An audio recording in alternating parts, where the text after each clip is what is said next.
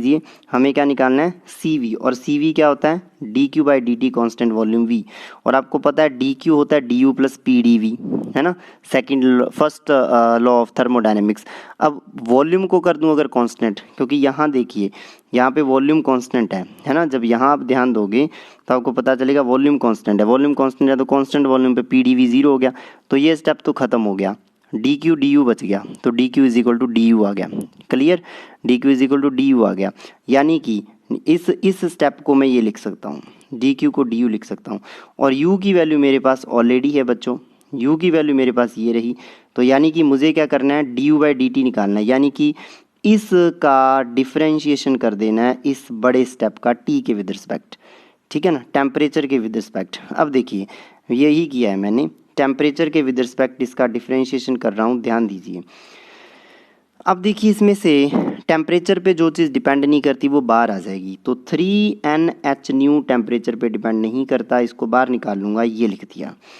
अब मैं डिफरेंशिएशन किसका करूँगा, ओनली, ध्यान दो थोड़ा सा, ओनली मुझे डिफरेंशिएशन करना है, जो मैं ब्लू कलर से करूँगा, ओनली मुझे 1/, यानी कि मुझे डिफरेंशिएशन ओनली इतने का करना है, यानी कि मुझे फाइंड करना है 1/e⁻h न्यू बाय KT-1 का डिफरेंशिएशन।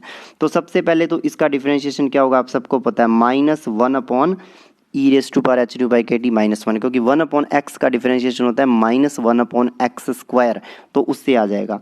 फिर डिफरेंशिएशन मुझे किसका करना है, अब इसका तो डिफरेंशिएशन हो गया, अब करना है इसका, इसके अंदर वाले का। इसके अंदर वाले का डिफरेंशिएशन क्या हो जाएगा, e⁻h न्यू बटे KT का e⁻h न्यू बटे KT हो जाएगा, 1 का हो जाएगा डिफरेंशिएशन 0, तो इतना ही बचेगा। फिर अब किसका डिफरेंशिएशन करता है, इनटू में h न्यू बाई KT का, तो क्या हो जाएगा, h न्यू बाई KT की whole square with minus sign, h nu by KT की स्क्वायर माइनस साइन के साथ, यानी कि ये बनेगा। अब देखो इसको यहाँ पर, पहले तो ये बन गया 1/e⁻, यानी कि 1/x वाले फॉर्मूले से, फिर e⁻h न्यू बाई KT-1 का डिफरेंशिएशन, ये 1 का 0, इसका ये e⁻x का e⁻x ही होता है, फिर h न्यू बाई KT का h nu by KT square, क्योंकि मुझे h न्यू बाई KT का डिफरेंशिएशन t के विद रिस्पेक्ट करना है, h न्यू बाई K तो कांस्टेंट है। अब देखिए यहाँ पर जो सारी चीज़ें हैं यहाँ ले आइए, 3NH न्यू से मल्टीप्लाई कर दीजिए, क्या बन जाएगा, अब देखिए h न्यू डबल हो गया, ठीक है ना, डबल हो गया तो क्या बन गया, 3NH² न्यू स्क्वायर KT², और ये चीज़ इकट्ठी हो गई। और अब देखिए यहाँ पर प्लस माइनस के चक्कर में नहीं पड़ना, ये माइनस और ये माइनस दोनों का जब मल्टीप्लाई होगा तो हो जाएगा प्लस, यानी कि रिजल्टेंट जो बनेगा वो आपके पास क्या बन जाएगा, इस स्टेप से हम यहाँ पहुँच जाएंगे। ध्यान से देख लीजिए स्टेप को, ठीक है, यानी कि यहाँ पर अगर आप देखो तो ये स्टेप इसके साथ कंपाइल हो जाएगा, तो ये क्या बन जाएगा, 3NH² new square upon KT², जो कि यहाँ बन गया, और ये बन जाएगा, ये माइनस प्लस हो जाएगा, और ये से ये बन गया, कहने का मतलब ये आ गया आपके पास। अब देखिए फाइनली क्या हुआ, अब मैं अगर इस इक्वेशन को ऊपर नीचे k का मल्टीप्लाई कर दूं, यहाँ ऊपर भी k का और नीचे भी k का, ऊपर इतने को, तो बन जाएगा ना, ये ध्यान दीजिए, यहाँ बन जाएगा ये 3NH न्यू बाई KT की होल स्क्वायर, ये बन जाएगा। देखो मेरे पास स्टेप ये है 3NH² new square by KT², ये स्टेप है, उसमें k से ऊपर मल्टीप्लाई कर दो, k से नीचे, तो जब यहाँ मल्टीप्लाई करोगे तो क्या बन जाएगा, ध्यान दीजिए यहाँ पर क्या बनेगा, ये k और ये k दोनों मिलके k² बना देंगे, समझ पा रहे हो, और ये 3n और ये k इकट्ठा हो जाएगा, 3n के h² new square by k² into t² बन जाएगा, ठीक है, h² new square upon k² into t², यानी कि ये बन गया, अपने पास 3nk को क्या लिख सकता हूँ मैं, r लिख सकता हूँ, nk को r लिखते हैं ना, आपको पता है, वो आगे देखेंगे। और ये स्टेप हमारा एज इट इज़ पड़ा है, ठीक है। अब देखिए बहुत इम्पॉर्टेंट टर्म आ रही है, वेरी वेरी इंपॉर्टेंट, इस पर न्यूमेरिकल आता है, और जब न्यूमेरिकल कराऊंगा तो पता चलेगा, very very very important term आ रही है, Einstein temperature. h nu by k जो होता है उसको कहते हैं आइंस्टीन टेम्परेचर, और इसको थीटा ई से लिखते हैं, जूम करके देख लो, याद कर लो, इसका रट्टा मार लो, क्वेश्चन आता है। h न्यू बाय k को आइंस्टीन टेम्परेचर कहते हैं, थीटा ई से लिखते हैं। तो ध्यान दीजिए बेटा, यहाँ पर मैं जूम करके रखूँगा इसको, फॉर्मूला, ये फॉर्मूला आया है CV का, इसमें इस फॉर्मूले के अंदर आपके पास 3h, उसको छोड़ दी, h न्यू बाय k दिख रहा है ना, मैं राउंड कर रहा हूँ, टी को छोड़ दो, एच न्यू बाई के को लिख दूंगा थीटा ई, तो ये क्या बन जाएगा थीटा ई अपॉन टी की होल स्क्वायर, टी तो पड़ा है। यहाँ भी एच न्यू बाई के क्या हो जाएगा थीटा ई, यहाँ भी एच न्यू बाई के क्या हो जाएगा थीटा ई, क्या बन जाएगा ये। अगर इस फॉर्मूले को देखो तो फॉर्मूला क्या बनेगा सी वी बराबर 3 n के थीटा ई बाई टी, ये क्या हो जाएगा थीटा ई बाई टी की होल स्क्वायर, है ना, whole square e raise to power theta E by t divided by e raise to power theta E by t -1 की whole square बन जाएगा। तो ये चीज़ बन जाएगी, यानी कि ये स्टेप बन जाएगा, ये ख़त्म हो गया डेरिवेशन यहाँ तक आइंस्टीन टेम्परेचर के बाद। बहुत आसान है, थोड़ा सा अगर इस वीडियो को 2-3 बार देखोगे बहुत अच्छे से समझ आएगा। 2-3 बार क्या, एक बार ध्यान से देखो, दूसरी बार अपने आप माइंड के आगे चलने लग जाएगा, दूसरी बार फिर देखो, 2 बार देखो, बस अच्छे से क्लियर हो जाएगा। फिर एग्ज़ाम के टाइम मैं ये सारी जो थ्योरीज़ है ना कंपाइल कर दूंगा एक ही वीडियो में, तो एग्ज़ाम के टाइम उस एक वीडियो को चलाना और देख के पेपर से 2 घंटे पहले ये वीडियोस देखकर ही जाना, हर हाल में ये वीडियो देखकर जाना, क्योंकि पक्का क्वेश्चन आएगा यहाँ से, ठीक है। और मैं आपको बताऊंगा अभी वीडियो के, ये जो तीसरी वीडियो के एंड में बताऊंगा क्वेश्चन कैसे आएगा, ठीक है ना, क्वेश्चन बना के लिख के बकायदा। अब देखिए ये आ गया, अब देखिए एन के को लिख सकते हैं आर, तो इस 3 n के को लिख सकता हूँ 3r, बाकी वैसे ही पड़ा है, ठीक है। ये आपके पास इसका वैल्यू आ गया। अब देखिए एक बात समझनी है हमें, ये आइंस्टीन मॉडल की वैल्यू है और डिलॉग पेटिट मॉडल में कितना आया था CV ओनली 3r आया था, याद है ना। अब हमें प्रूफ देखो, अब एक चीज़ समझिए आप, आपको दिख रहा है जो डॉट डॉट लाइन है ना वो तो आइंस्टीन कर्व है, जो ये वाली डॉट डॉट लाइन है, ठीक है, ये आइंस्टीन कर्व है, और ये जो डार्क लाइन दिख रही है ये एक्सपेरिमेंटल कर्व है और ये डिलॉग पेटिट है। अब डिलॉग पेटिट तो 3r बताता है, तो डिलॉग पेटिट की लाइन तो ये रेड वाली है कांस्टेंट वाली, ठीक है। जो डार्क लाइन है वो एक्सपेरिमेंटल कर्व है, ठीक है। इसका मतलब आइंस्टीन मॉडल का कर्व अभी भी डॉट डॉट आ रहा है, डॉट डॉट वाला आ रहा है, अभी भी एक्सपेरिमेंट के पूरा करीब नहीं है, पूरा मैच नहीं कर रहा। अब लेकिन ये एक्सपेरिमेंटल कर्व देखिए, थोड़ा सा इसको समझते हैं। अब देखिए ये जो एक्सपेरिमेंटल कर्व है, अगर आप बात करो, देखिए ये जो कर्व है ये एक्सपेरिमेंटल कर्व है, ठीक है, जो मैंने रेड से बनाया है। अब जो कर्व मैं ब्लू से बना रहा हूँ, मैंने पहले भी ये समझाया था पिछले लेक्चर में, ये किसका कर्व है, ये कर्व है हमारे पास आइंस्टीन का। और जो यहाँ पर ग्रीन से बना रहा हूँ ऊपर, ये किसका कर्व है, तीनों कर्व बना दिए डिलॉग पेटिट का, क्योंकि डिलॉग पेटिट तो कांस्टेंट बताता है। तीनों कर्व पता चल गए, रेड वाला एक्सपेरिमेंटल है, ब्लू वाला आइंस्टीन है और जो ग्रीन वाला है वो डिलॉग पेटिट है। भाई ये कर्व ही पूछेगा, बस इसको माइंड में फिट कर लीजिए आप हर हाल में। अब देखिए यहाँ से चीज़ क्लियर हो रही है कि आइंस्टीन वाला जो ब्लू वाला कर्व है, आइंस्टीन वाला जो ब्लू वाला कर्व है, ये जब टेम्परेचर बढ़ता, देखो इधर टेम्परेचर एक्स एक्सिस पे, टेम्परेचर बढ़ता जाता है जैसे जैसे ये अप्रोच करता जाता है 3r को, और जब टेम्परेचर बहुत हाई हो जाता है, यानी कि high temperature, very high temperature, ये डिलॉग पेटिट लॉ ही बन जाता है, आइंस्टीन का लॉ। और ये क्वेश्चन आता है पेपर में, प्रूफ करें, प्रूफ क्या करना होता है, कहते प्रूफ करो, ये देखिए at high temperature Einstein curve becomes as Dulong Petit, यानी कि आइंस्टीन का जो लॉ है वो डिलॉग पेटिट का लॉ ही बन जाता है हाई टेम्परेचर पे। देखते हैं कैसे बन जाता है, ये हमें क्या करना है, प्रूफ करना है। तो ये केस देखिए एट हाई टेम्परेचर, ठीक है। अब हाई टेम्परेचर है, टेम्परेचर हाई है तो टी थीटा ई से बहुत बड़ा है, इसका मतलब थीटा ई बाई टी, दोनों तरफ टी का डिवाइड कर दो तो 1 से बहुत छोटा हो गया, थीटा ई बाई टी 1 से बहुत छोटा है। इसका मतलब अब e की पावर x, क्योंकि अब e की पावर में थीटा ई बाई टी है, उसको x मान लें एक तरीके से। जब व्हेन e की पावर x बहुत छोटा होता है ना x 1 से, तो वो 1 प्लस एक्स होता है, क्योंकि e की पावर x का एक्सपेंशन होता है 1 plus x square by 2 factorial plus x cube by 3 factorial, इस तरीके से।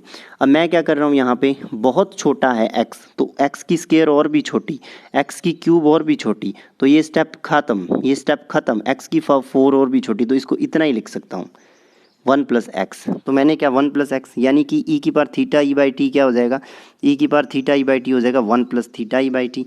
अब जहाँ पर E raise to power theta E by T है वहाँ पर क्या रख दीजिए 1 plus theta E by T, यानी कि यहाँ और नीचे यहाँ, है ना। तो इससे क्या बन जाएगा, थोड़ा सा मैं आपको दिखाने के लिए इसको कर रहा हूँ। ये वैल्यू है आपके पास, मैंने क्या क्या वैल्यू पुट की है थोड़ा ध्यान देना। देखिए कुछ नहीं किया, ये 3r वैसे का वैसे पड़ा है, थीटा ई बाई टी का स्क्वायर भी वैसे का वैसे पड़ा है, ई की power theta E by T को लिख दिया 1 plus theta E by T, और नीचे भी ऐसा ही किया, ठीक है ना, नीचे भी 1 plus theta E by T लिख दिया। यानी कि कहने का मतलब ये हो गया कि यहाँ पर आपको ध्यान देना है, ये 1 से 1 कैंसिल हो गया, ये थीटा ई बाई टी की स्क्वायर बचा ना, तो थीटा ई बाई टी की स्क्वायर इससे कट गया, इतना ही बचा। अब आपको पता है कि 1 plus theta E by T बचा ऊपर, तो ये तो पड़ा ही है 3r इंटू ये बच गया। अब ये भी नियरली इक्वल टू 1 हो जाएगा, क्योंकि ये तो 0.00 कुछ है, मतलब थीटा ई बाई टी तो 1 से बहुत छोटा है, तो इसका मतलब ये 1 से बहुत छोटा है, तो इसको नेग्लेक्ट कर सकते हैं, तो 1 plus theta E by t nearly equal to 1 ही हो जाएगा। इसको 1 पुट कर दिया, क्या बच गया 3r, प्रूफ हो गया। मैंने क्या बोला था, क्या प्रूफ करना है, which is similar to Dulong Petit law, कि हमें डिलॉग-पेटिट लॉ प्रूफ करना है। क्यों, क्योंकि मैंने कर्व जो समझाया उसमें पता चल रहा है जैसे जैसे टेम्परेचर बढ़ रहा है ये डिलॉग-पेटिट लॉ की ओर जा रहा है, आइंस्टीन का कर्व देख सकते हो, वही यहाँ पे प्रूफ हो गया कि हाई टेम्परेचर पे आइंस्टीन टेम्परेचर वाला, हाई टेम्परेचर पे जो ये चीज़ है आइंस्टीन मॉडल का रिजल्ट डिलॉग-पेटिट रिजल्ट के बिल्कुल सिमिलर हो जाता है। क्लियर हो गया यहाँ से, दिक्कत क्या है, बहुत इजी है। अब देखिए शॉर्टकमिंग्स क्या क्या है, कमियाँ क्या थी आइंस्टीन मॉडल में, अब उसके ऊपर ध्यान देना है, तो मैं पहले बता चुका हूँ। पहली बात तो देखिए, the curve of Einstein's model is not similar to experimental curve, दिख ही रहा है। आइंस्टीन मॉडल का वक्र प्रायोगिक वक्र के तुल्य नहीं है। प्रायोगिक वक्र, एक्सपेरिमेंटल कर्व और आइंस्टीन का कर्व मैच नहीं करते, सबसे बड़ी गड़बड़ तो ये है पहली। दूसरी, Einstein assumed that atoms of solid are independent from each other like as molecules of ideal gas। ये मैंने पहले डिस्कस किया कि जो मॉलिक्यूल होते हैं वो किस तरीके से होते हैं, इसने कैसे माना मॉलिक्यूल्स होते हैं। आइंस्टीन ने माना कि ठोसों के अणु परस्पर स्वतंत्र होते हैं, जैसा कि आदर्श गैस में होता है, मतलब एक मॉलिक्यूल दूसरे मॉलिक्यूल पे डिपेंड नहीं करता, अपनी मर्जी से घूमता है। लेकिन डिवाई मॉडल क्या कहता, ये स्प्रिंग की तरह बंधे होते हैं, अभी आगे पढ़ेंगे Debye model. But in real molecules are not independent, लेकिन वास्तव में अणु स्वतंत्र नहीं होते।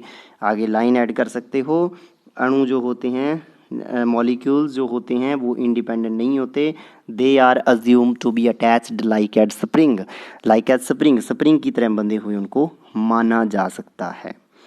तो दोस्तों ये आपका पूरा था, इसका ऐसे किया करो, वीडियो को सेव कर लिया, डाउनलोड कर लिया करो, और जब भी टाइम मिले तब देख लो, और इसको जो है 2-3 बार देखा करो, क्लियर हो जाएगा। तो सिर्फ ये कमियां आपको याद रखनी है, ठीक है ना। पहले मैंने डिस्कस की डेरिवेशन है छोटा सा, इस डेरिवेशन के अंदर बस इस केस के अंदर इतना ही ध्यान रखना है, जो ये चीज़ मैंने राउंड की है, क्योंकि e की पावर x को आप लिख सकते हो 1 प्लस एक्स, तो x की जगह बेटा मैं थीटा, x की जगह अगर कोई बंदा थीटा ई बाई टी लिख दे तो x की जगह थीटा ई बाई टी कर दीजिए, 1 plus theta E by T.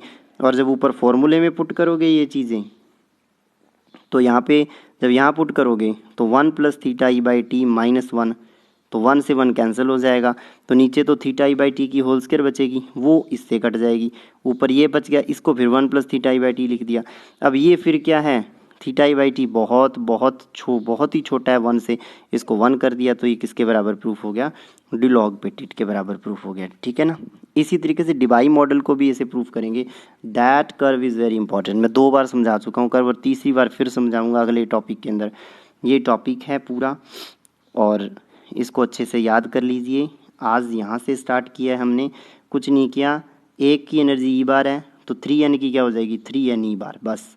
और उसके बाद आपको पता है CV होता है dq बाई dt, उसको du बाई dt लिख देते हैं, ये देखिए du बाई dt लिख देते हैं किससे, ये आपको रूल पता है, इस रूल से लिख देते हैं, ये वाले से, ठीक है, इसको ऐसे लिख देते हैं, और ये लिखते हैं, इसका कर देते हैं डिफ्रेंशिएशन करके ये चीज़ आइंस्टीन टेम्परेचर मान लेते हैं कोई, और आंसर आ जाता है, बस।